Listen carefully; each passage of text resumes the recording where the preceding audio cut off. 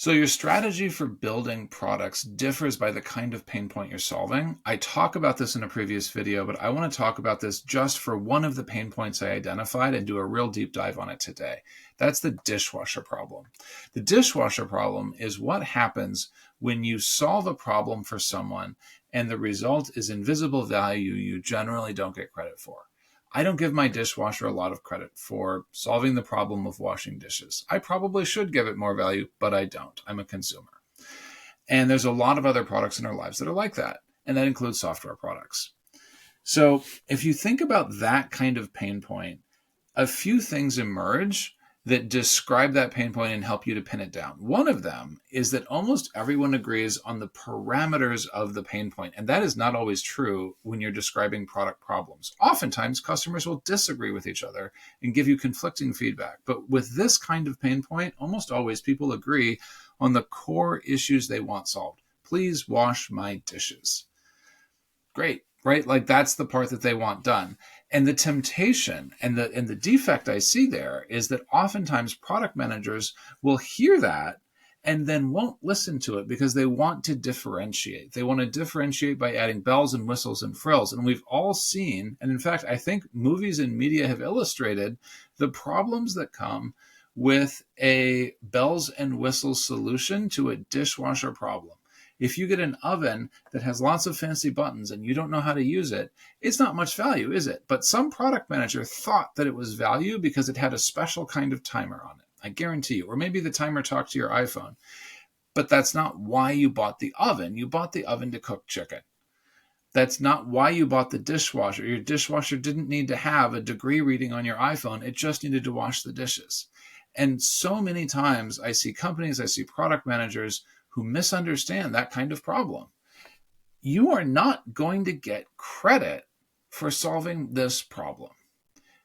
You're only going to get a slap on the wrist if you solve it badly. And that is why we joke about those sort of overly complicated machines. Rube Goldberg machines is another word. So what's a better way forward? A better way forward is to look at the commonality, which will be really high across the problem pain point, and to look at one of your three options in terms of your positioning in the market and what you have to do in the space. You either are repairing to reach a previous state. So maybe the software used to work before and now it has to work as well as it used to because it was a bad release. You're not going to get credit for that. That's a dishwasher problem. Maybe you're trying to reach parity with competitors. You're not going to get credit for that. That's a dishwasher problem. Maybe you are trying to build in a non-remarkable solution space. People just don't care a lot about it. They want it solved. Great, but you're not going to get credit for it. So let's talk about how you build in that space.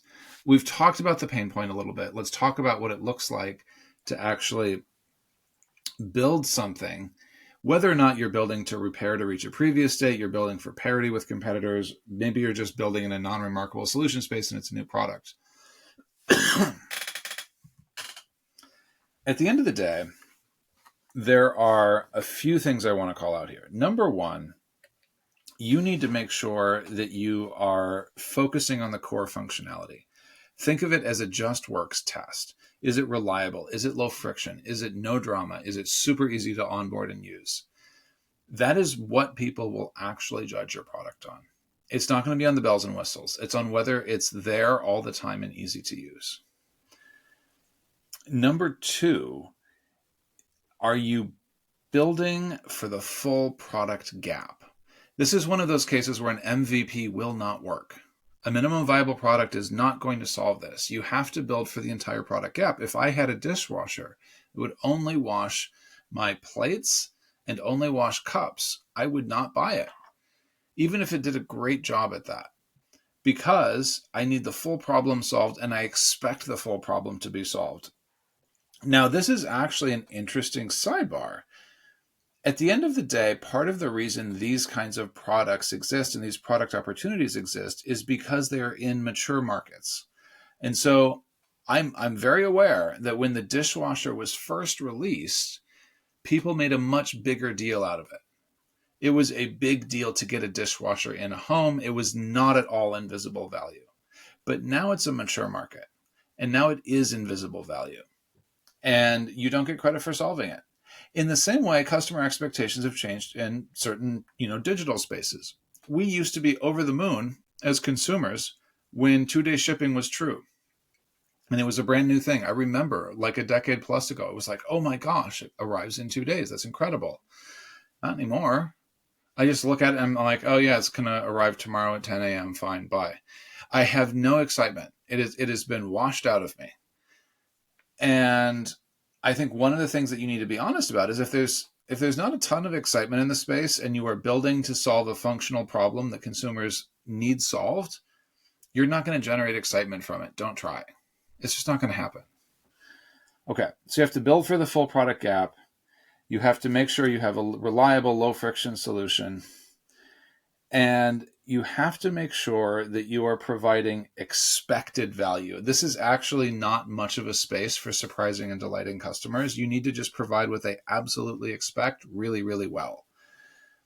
There's almost no room for credit on the upside if you surprise and delight them, because the product category is so clearly described and the gaps are so clearly described that they've all been filled. The surprise and delight that would actually add functional value is almost certainly already in the market today.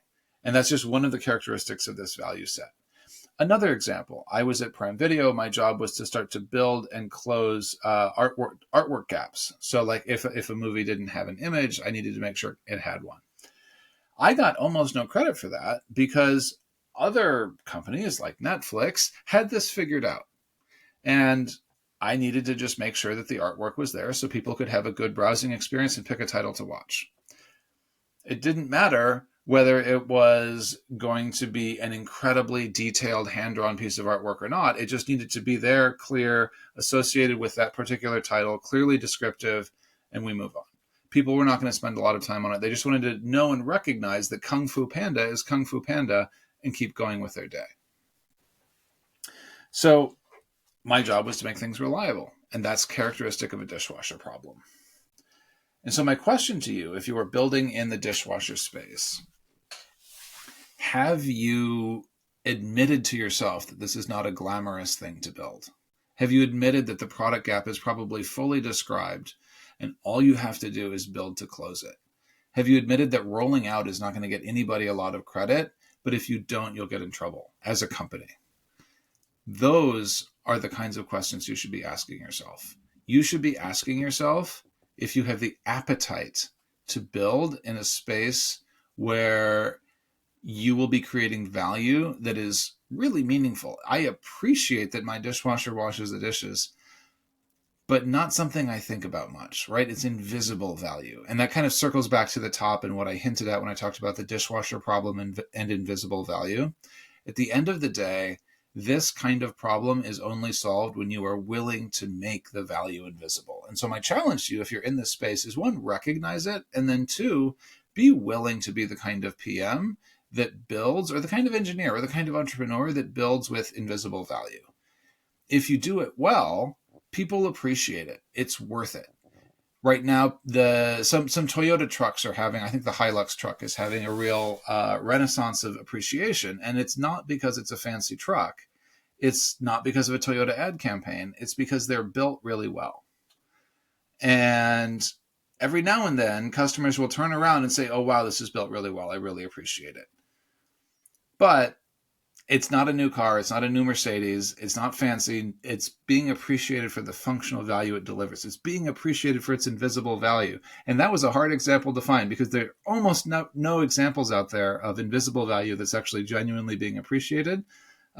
So if that's you and you built a Toyota, congratulations. If it's the rest of us, we have to assume that we probably won't get noticed for the work, even if it's really important. And that is a breakdown of the dishwasher problem.